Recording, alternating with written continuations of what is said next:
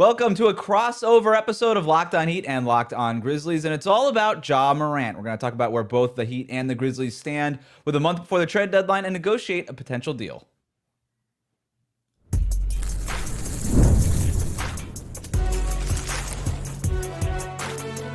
You are Locked On NBA Crossover, part of the Locked On Podcast Network. Your team every day.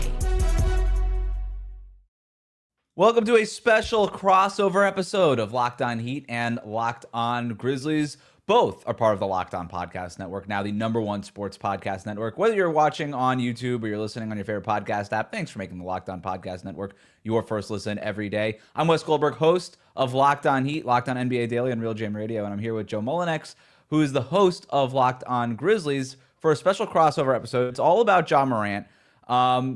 Joe, thanks so much for jumping on and doing this, because I think there's a lot to get to here. Let's just start from the basics, right? What's the latest on Ja Morant and where he stands with the Memphis Grizzlies? What is Ja looking for at this point? What would he like to see happen over the next couple of weeks? And what are the Grizzlies looking to see happen? Thanks for having me. It's always cool when we get to use the Locked On NBA crossover sounder. You don't hear that often enough.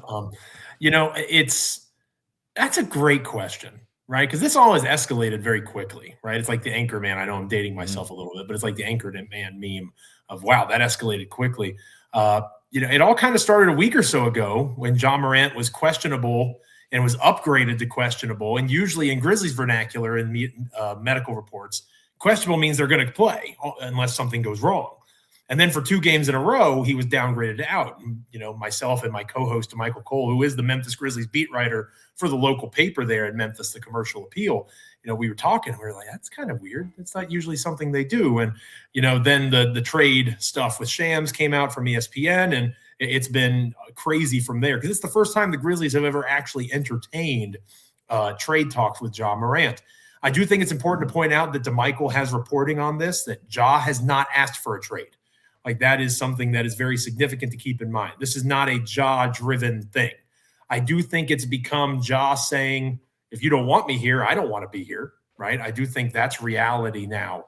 But Ja didn't ask for this. I think this is team-driven. Now that there has been injury report updates that Zach Edey is out another 4 to 6 weeks, at least, the reevaluation is in 4 to 6 weeks. So I don't really see Zach Edey playing again this season. And if that doesn't happen, then what's the good of Ja Morant, who's so dependent on a good screen-setting big in the pick and roll? It's interesting timing, right? So all of this has kind of escalated with the Grizzlies' trip to Europe. There were thoughts that maybe Ja will play in these games, because in the past the NBA has fined teams when they haven't played players in these national stage games. And then on Wednesday, the report came out, the injury report, and Ja is not playing against the Orlando Magic, at least in the first game. He's having arguments with Vince Williams Jr. at shoot-around. There's just all sorts of, smoke to this. And when Ja was asked about it, it was one word or one sentence responses there in the media availability in Germany. It's just a bad look now. And I think that we've kind of gotten to the point where it's best for all parties involved to move on, not necessarily from a basketball standpoint, but from an organizational standpoint. Well, let me ask you, as somebody who watches Ja Morant very closely and has over the last several years since he got to Memphis, there's been a lot made of, like, well, is Ja Morant even the same guy anymore? Like, the health things out, we know. Like, the guy can't stay healthy. He's never really been able to stay healthy. He would have qualified for end-of-season awards with the 65-game minimum once in his career, and that was his rookie season. We know all of that, plus all the off-the-court stuff that I think is a little overstated at this point. I think is maybe fair to say, in terms of the suspensions and all that stuff. He had a 1-game suspension, but that might have been more of an Isolo thing than a Morant thing. That's, I guess, up for debate. Anyway, Joe, the debate about whether or not he's even the same player, an elite player, whatever it is, there's been a lot made of his low shooting percentages and all this stuff. If Ja Morant were engaged, whether it was Memphis, Miami, Berlin, I don't know. If he were an engaged player again, do you think that he can hit the highs of where he was at, say, in like 2022 when he was a second-team All-NBA guy? Absolutely. 100%. I think he can do that. You watch him play when he is locked in. The recent game where he had, I think, 40 points against Philadelphia is a great example. There's still few people in the NBA that can guard him one-on-one. and he has the passing capacity. He's a very underrated passer and underrated handle, to be honest with you, in terms of his dribble. He has the skill to be able to make you pay for coming off and trying to help on that dribble penetration. That's still there. To me, it's mental with Ja Morant, and it has been for some time, dating all the way back to the long suspension, right? The one that was 25 games that really kind of signaled the beginning of the end. If we're going to, eventually we'll write a book on all of this. And that was kind of the end of it for this era of the Grizzlies. We just realized it too late. Some people saw it earlier. But I think that with Ja, he needs a fresh start somewhere where there's structure. Obviously, Miami can make the argument they have that. He has the capacity to be that player. I refuse to believe that somebody that's 26 years old without any history of major injury. That's important to point out. We're not talking torn ACL. We're not talking blown out Achilles. Those aren't the types of injuries that Ja has been dealing with. He's not washed at 26 years old physically. He's just not. I've watched him make the conscious choice to do a two-hand putback instead of a windmill dunk that maybe he would have tried before. He's tried to dunk on guys. There's still flashes of that. I just think he's thinking it's not worth his time or his energy in this current state and in this current place with the organization. Now, is that the right mentality? We can maybe do an entire another episode on that. And maybe that's where that Heat culture ethos will come into play. But I do see him being able to, even if he's never a top 10 player in the NBA again, he most certainly can be a top 30 player in the NBA because we've seen flashes of that this season. Yeah, I tend to agree with you, right? He's 26 years old. I think the athleticism still pops when you're watching Grizzlies games every once in a while. And a lot of people will bring up, well, A, he doesn't finish at the rim at the same level. And more importantly, maybe like B, he doesn't get to the rim as much anymore. I don't think that's an injury thing. I think that's a 1-2 thing. He's like, hey, getting to the rim is hard in the NBA. I don't care what kind of athlete you are. And for Ja Morant, who might be a little checked out of this situation in Memphis, he'll be like, it's way easier for me to just sort of dribble up into a pull-up three-pointer than to risk my body and go to the basket for a team that I don't really want to play for a coach maybe that I don't really want to be playing for and doing these things for anymore. So I think I have the same outlook as you do. In terms of where the Miami Heat stand, we're a few weeks before the trade deadline. Obviously, the name that everybody is looking at is Giannis. It does look like the Giannis thing might not happen between now and February 5th, the trade deadline. That looks like maybe it'll be more of an offseason thing, and I think most teams are coming away with that sort of in mind and saying, okay, well, if Giannis isn't going to happen before the deadline, whether it's the Heat or whatever other teams that could be interested in Giannis, what are some other kind of moves that we can make? And for the Heat, I do think that their prize ultimately is Giannis. I don't think that they would make any trade for Ja Morant or anybody else that would cost them the assets that they believe they would need to go get Giannis, right? But I think that's where the other part of this comes into play now is, what is Ja's real value, especially on the heels of Trae Young getting moved in essentially a salary dump, 2 expiring contracts, A.J. McCollum and Corey Kispert. Like, I think Ja is worth more than that, Joe. I really do. I think because of a couple of reasons. He's younger. I think there is a higher ceiling. Like, almost his lack of availability helps him. It's a little bit of like the mystery door thing that's helping him, where I think we really know who Trae Young is at this point. But also there's the contract. It's a little bit longer term. You're not dealing with the threat of free agency this summer the way that you are with Trae Young. And so you get a little bit more runway here. But it's been out there that the Grizzlies are looking for young players and draft picks. Do you think they can get that? Yeah, I just think it comes down to what your definition of draft picks and young players is. If you're trying to get the New Orleans pick from Atlanta, I guess is who has that, you're probably not securing that draft pick. If you're open to a future draft pick and a young player that maybe isn't on the radar of everybody as a top young prospect, then yeah, I think that's possible for the Grizzlies. And I do believe that they're, especially a team like Miami, can talk themselves into Ja Morant. You can't have a freaking basketball court that says Heat culture and what it means, or a jersey that says that, and then look at somebody and say, oh, that guy wouldn't fit in. Well, you've built the system that anybody can fit into. And the irony is, maybe we'll talk more about this later, Noah LaRoche being there as a consultant, that didn't go particularly well for Ja Morant last season. Even though the Grizzlies' offense improved, it wasn't necessarily because of Morant when he was on the floor. So I do think that is an interesting basketball question. Mm-hmm. But it's not beyond me. I've started watching more Heat games, Wes, since all this has started kind of coming out. I've noticed a little more pick and roll. I've noticed a little bit more of those actions being instituted. I see Bam, throwing out the negativity and covering up and blocking out the noise. I see him doing that. I think that there might be some legs to this with the Heat, and I think it's worth us having some conversations in terms of trades. That's what we're going to do next. I carry a lot of responsibility in my household. If something happened to me, there would be serious consequences. We have a mortgage. We got tuition. We got everyday bills. Those aren't going anywhere if something happens to me. And I know that's an overwhelming feeling, but I'm taking steps to protect my family by getting life insurance through Ethos. Ethos makes getting life insurance fast, easy, and 100% online. You can get a quote in seconds, apply in minutes, and get same-day coverage. There's no medical exam. You just answer a few simple health questions. You can get up to $3 million in coverage. Some policies are as low as $30 a month. And as of March 2025, Business Insider named Ethos the #1 no medical exam instant life insurance provider. Ethos has 4.8 out of 5 stars on Trustpilot with over 3,000 reviews. Protect your family with life insurance from Ethos now by going to ethos.com/LocdownNBA. In as little as 10 minutes, you can get your free quote and up to $3 million in coverage at ethos.com/LocdownNBA. That's ethos.com/LocdownNBA. Ethos.com/LocdownNBA. Application times and rates may vary. Before we get into negotiations, Wes Goldberg, Joe Mullinax, Locked On Heat, Locked On Grizzlies crossover. Just respond to the pick and roll thing. You're absolutely right. Like, the Heat have been running a lot more pick and roll lately. They started the year, I think they got as high as 11th, I believe, in offensive rating with this Noah LaRoche movement, wheel motion offense thing. And they have plummeted since then. I think it's been scouted. Teams are getting back in transition. They're zoning up against it. They figured it out. They are down to 22nd, 23rd in offensive rating. But over the last week, I would say they're starting to mix in a lot more pick and roll.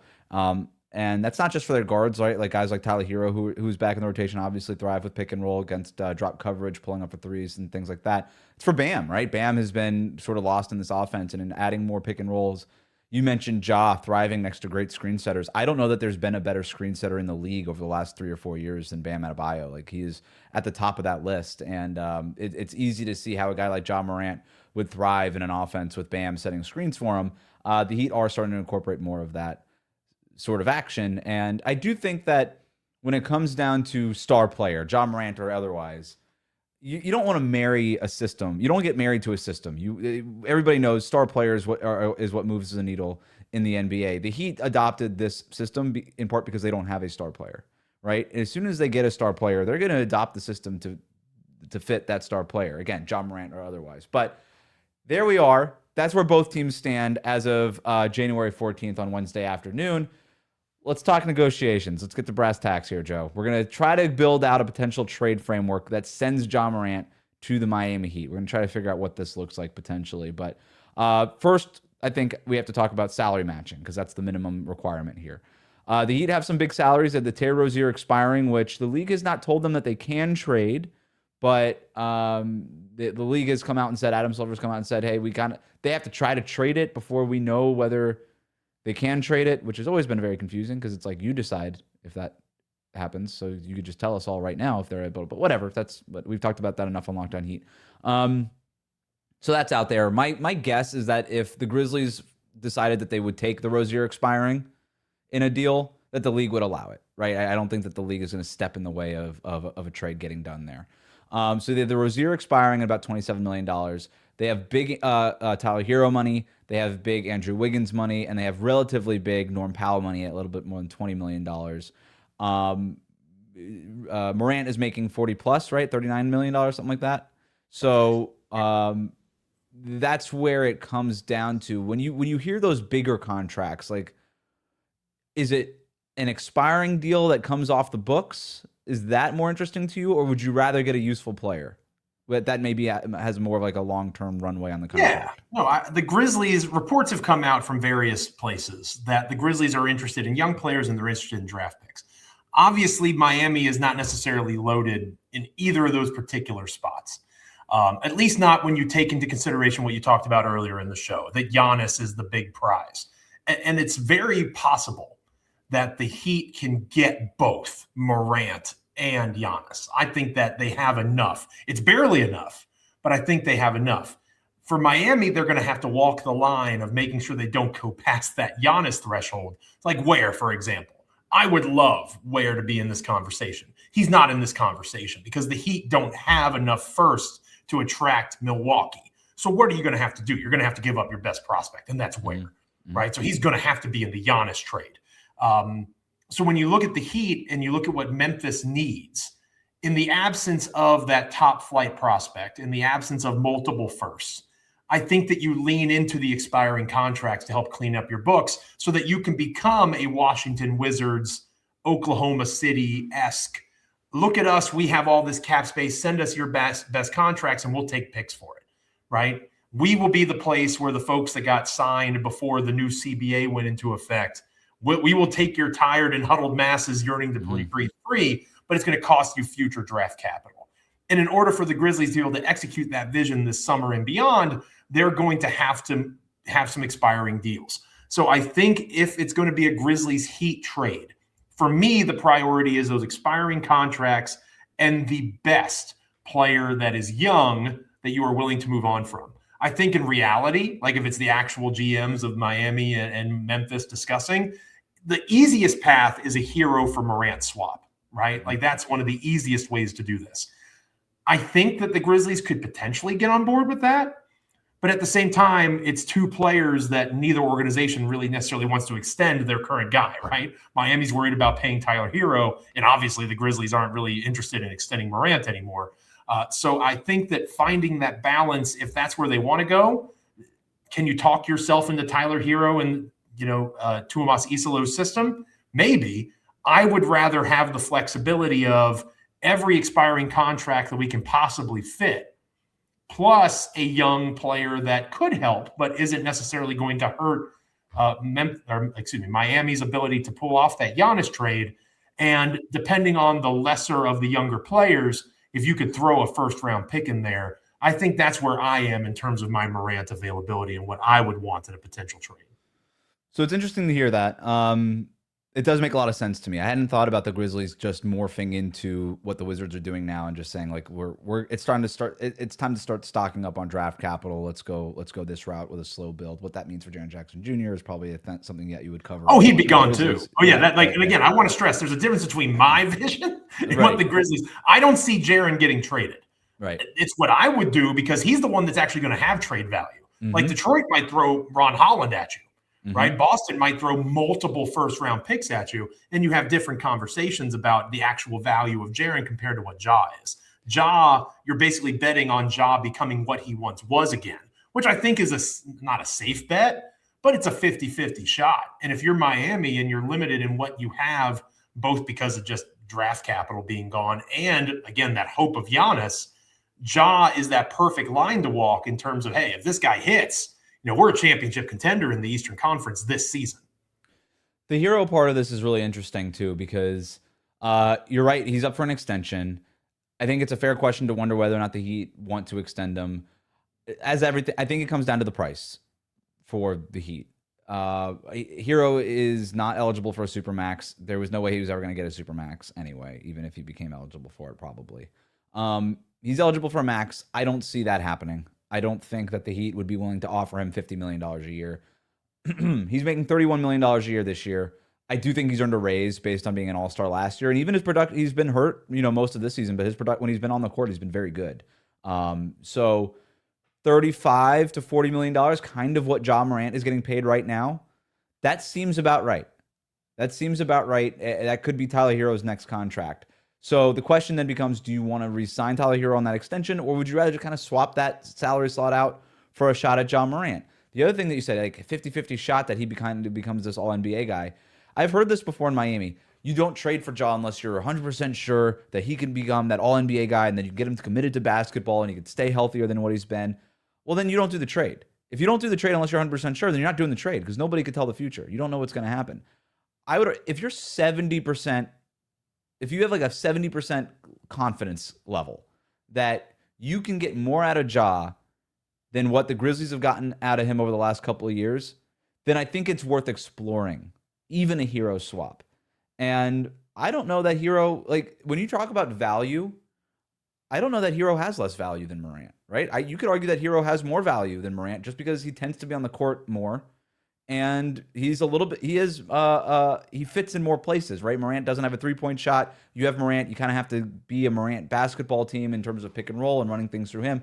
Herro is a little bit more malleable in terms of where he fits into an offense. But if you're looking for that star guy to create shot advantages for you and stuff like that, that's Ja Morant. Tyler Herro doesn't do that. So both of them have their pros and cons. It just depends on kind of what you need with your roster. And you can make a real argument that the Heat need somebody more like Ja Morant than they need Tyler Herro, especially with the addition of Norm Powell, which is another wrench in this because if you're the Heat, I don't know that you have to make this decision now before the trade line or even this summer, but eventually you'll have to pick between Herro and Powell. Like eventually they overlap too much.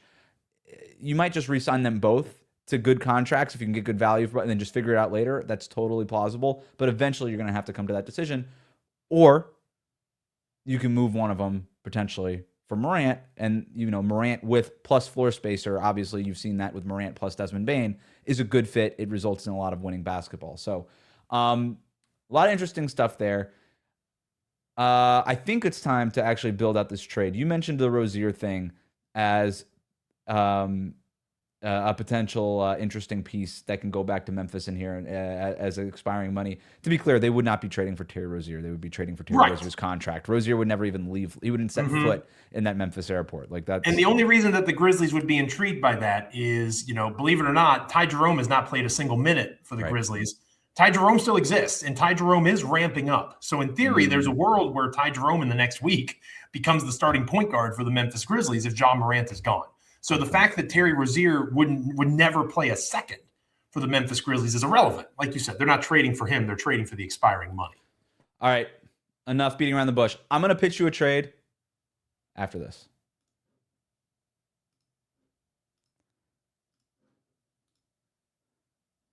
Today's episode is brought to you by Wayfair. The new year is here, and it's a perfect time to reset your routine and refresh your space. If you're spending more time at home, you might as well love how it looks and how it feels. That's why you should turn to Wayfair. It's a one-stop shop for getting your home back on track. From bedding and mattresses to storage solutions for every room, Wayfair makes it easy to start the year fresh. Wayfair has everything you need for a full home refresh, all in one place. Whether you're updating your living room, organizing your space, or upgrading your work-from-home setup, Wayfair's huge selection makes it easy to find exactly what works for you and your style and your budget. I love that I could find the pieces that match my style without spending a fortune. Shopping is easy, delivery is smooth, and everything arrives exactly as expected.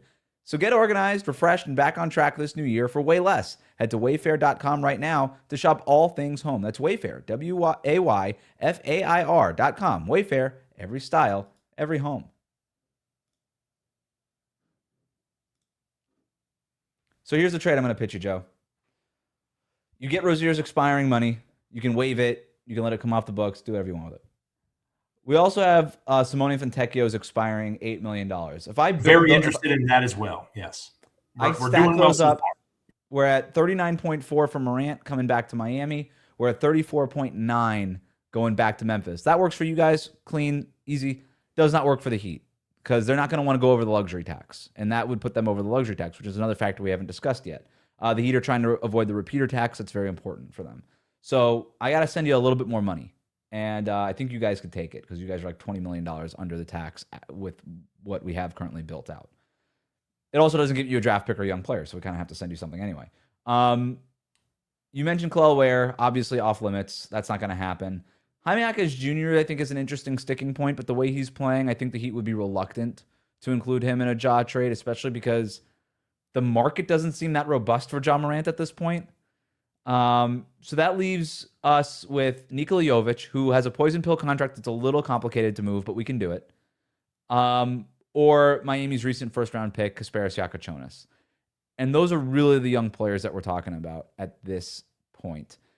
You're moving Ja, a point guard. Would there be interest in Jakubonis, or would you rather have a guy like Jovic, who, again, just signed a new contract? It'll be about $14-15 million a year starting next season. I'll take Jakubonis. I think that he has an interesting frame, a little bit of a handle there. He's a project, but again, I don't need him to play right now. I need him to hang out, watch Ty Jerome. Cam Spencer's had a really good season. Let those guys cook, and you kind of develop, and the Grizzlies can prioritize just kind of focusing on getting him up to speed. He can go play in the G League for the Memphis Hustle there for a little while in South Haven, Mississippi. You mentioned the luxury tax, and that makes me a little bit sad because one of the things that I was hoping to do as a part of this is offload another contract that I personally can't stand, and that's John Konchar's contract, which is $6.5 million for an end of bench guy. It just drives me nuts that he's under contract for another year, but it hurts it makes me sad that we're not going to be able to make this happen because of your tax aversions. I understand that. I'm okay with that, but I will ask back a first-round pick. I think one of them, the 2029 or 2031, I'd prefer the 2029. That would be my preference, a little bit earlier. But I think I will take the lesser, in my opinion, of your prospects as long as a first-round pick is matched with it, one of those two. So this is, I think, going to be the sticking point in any potential negotiations. I'm not moving a first-round pick. I'm not doing it. If anything, I'm asking for a first-round pick. Wow. I'm asking for a first-round pick because Ja is owed. I'm taking on 2 more years of Ja's contract after this one for a guy who I don't know how available he's going to be. And if, frankly, he'll ever come close to living up to this contract. And I'm giving you expiring money. And the Heat have been earmarking money and funds for the summer of 2027, where there's a pretty loaded potential free agent class. Adding Ja would vaporize $40+ million from their 2027 piggy bank right away. And that's tough, especially since I still have in this deal, I haven't moved Herro, so I have that salary still there. Powell's contract is expiring, but I might want to extend that. Wiggins has a player option this year. Who knows, like either he's going to opt into next year, whatever, that's fine, or potentially opt out and extend, which he might want to do at this stage of his career. He's 30 years old. I've got some other decisions that I have to make. I don't know. I might have to use picks to get off. I don't think I won't have to use picks to get off any of those guys. But I'm taking on quite a bit of money, and I'm already sending myself over the luxury tax next year. So I've got some other things that I got to figure out. Yeah, I'm not moving any first-round picks in this deal. Interesting. Okay. What about the 2026 second from Brooklyn? What about that pick? I didn't even know we had that. You found it in the couch cushions. It's yours. I found a second round pick. I could be wrong. Again, we were talking before the show. You know, the website I use, we won't put them on blast. Maybe not for draft picks. But it has to. It's protected, so it would be a protected pick that you could potentially send. Sure. Is that the one we got? Oh, that's the fake one that we got for it's the a fake Haywood one. Highsmith one. I was trying to throw you a softball there a little bit. Yeah. What are the protections on it? It's like 1 through 29 it's like or something? 56 through 60. Yeah. That's the one we got in the Haywood Highsmith one. Yeah, you can. Mm-hmm. Yeah, that's for the press release. Here you go. Here's a second round pick. There you go. That's kind of my thought, because here's where I am. Okay, here's where I am with Ja Morant. We are currently in the midst of a European tour that it sucks that the Grizzlies aren't playing on Martin Luther King Jr. Day, because they should always be playing. The Memphis Grizzlies should always be playing on that day. Agreed. But this is an amazing opportunity for the organization. They are on the global stage. They are having this chance to have their team and their organization shown having international, for a team that is trying to establish a footprint, not just in the United States, but just in the game of basketball in general. I live in Virginia, and there's people that don't know the Memphis Grizzlies exist, right? They're trying to expand. They're trying to grow. This is a tremendous opportunity. And all we're talking about is an injury report involving Ja Morant and whether or not he's yelling at Vince Williams Jr. So I think we're at a place where this is not tenable anymore. And I'm interested in the press release. I am. If you give me both of those fake second-round picks that you guys apparently have, I got 2 second-rounders. That's as good as a first. You actually have to read the press release to know what they actually are. You actually have to do a little digging, but who does digging in 2026, baby? Nobody, right? Nobody does any digging anymore. So give me that fake second-round pick. Give me the players that we discussed. I could see the sticking point being Kasparas, if that's not going to be, Jaquez. Maybe if there's no first, going to that would be better. But I'm at the stage now where I would prioritize, like I said, in my vision. I'm not saying the Grizzlies would do this. I don't know that Zach Kleiman, Grizzlies GM, would do this. But for me, I would be interested in getting off of that money because it becomes a tank. Mm-hmm. The Grizzlies are only 3 games removed from the Brooklyn Nets for the 5 slot in the lottery. They can get there, right? Brooklyn's played better basketball lately. They can get there. And I'm trying to get as good of a pick in this draft. I'm trading Jaren Jackson Jr. as well. I don't like it because I like Jaren Jackson Jr. a lot. But at some point, you have to acknowledge that the way a team like Memphis is going to be good is through being smart and trades in the draft. And you have to scorch earth this thing to start it over again.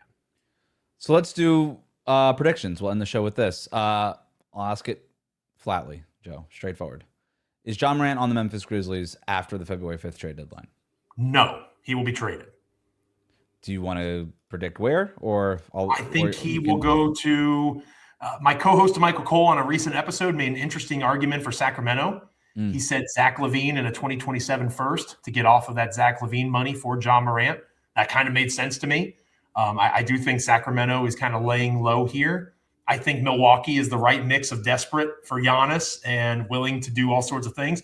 I just don't know if the Grizzlies will get enough back what they're looking for, like Kyle Kuzma and Bobby Portis. That doesn't move the needle. I think Miami is a legitimate player, and I think that if it is a Miami trade, it is probably not what we discussed just now. That's what I would do. I would clear the money. I think they want Herro, and I think Miami has done enough with Herro that they would move on from him, and it would allow for a little bit of a cleaner swap for the two. Herro, in theory, could work really well next to Isolo. Again, you have Ty Jerome, you have Cam Spencer, you've got defending wings and Jalen Wells, Cedric Howard's having a really strong season. You have the beginnings of something. Maybe Herro can work in Memphis. People have been saying Austin Reeves maybe to the Grizzlies. Tyler Herro, I could maybe be talked into that. So those are the three teams I'm looking for: Milwaukee, the Kings, and then, of course, the subject of this podcast, the Miami Heat. So the Tyler Herro trade is very clean, right? To your point, I think that's Herro the and easiest Fontecchio, way and to that's get it. Yeah, it's Herro and Fontecchio. If you're Memphis, you get Herro for half a season. You can decide what you want to do on that extension. And if you are going to play this Oklahoma City Thunder pre-dynasty role, you put Tyler Herro in Memphis with, even if you don't trade Jaren Jackson Jr. and you just got him playing off of Jaren Jackson Jr. and just stat padding the snot out of his, you could. I think if they trade for Herro, they don't trade Jaren. I think if they trade for Herro, they keep Jaren Jackson Jr. And then you inflate Herro's value, and then you find a trade partner in the next couple of years for him where you're getting stuff back. I think that paperclip game does make a lot of sense for Memphis, and then for Miami, you punt on Herro extension talks if that's a headache that you don't want to deal with, and there you go. You don't have to do it. I have no indication that that's not something that they want to do or they do want to do. I'm not going to report anything on that, but. And then you add Fontecchio's expiring salary, and it's $100,000 difference with a plus $100,000 coming to Miami, which does not threaten their tax space or their luxury tax. That is my official, if it happens with the Heat prediction, is what you just said. There it is. That'll do it for us. Our special crossover episode of Locked On Heat and Locked On Grizzlies. For more on the Ja Morant situation, of course, stay tuned in to Locked On Grizzlies. You guys are doing tremendous work over there. We are always referring to you guys over at Locked On NBA Daily. Also, make sure to check out Locked On NBA Daily and Locked On Heat for the latest on the Miami Heat. Thanks, Joe. This was fun. Absolutely, man. Happy to do it. Looking forward to next time, hopefully under better circumstances. Maybe an NBA Finals would be nice.